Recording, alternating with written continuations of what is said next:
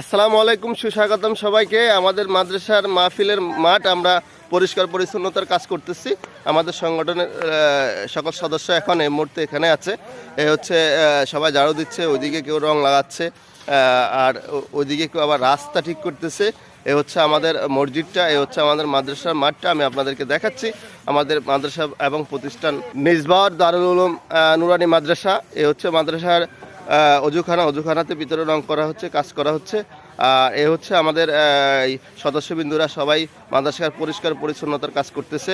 আর এ হচ্ছে বাঁশ এবং প্লাস্টিক, এগুলো রেডি, এগুলো দিয়ে আমরা প্রস্রাবখানা তৈরি করব। আর এ হচ্ছে মাদ্রাসার টোটালি মাঠটা। এই মাঠটা আমরা ইনশাল্লাহ আজকে টোটালি পরিষ্কার পরিচ্ছন্নতা করবো ইনশাল্লাহ।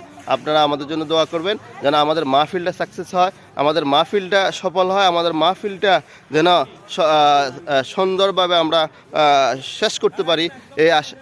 এই আশা ব্যর্থ রেখে আজকের মতো এখানে রাখলাম। আল্লাহ হাফেজ, আসসালামু আলাইকুম।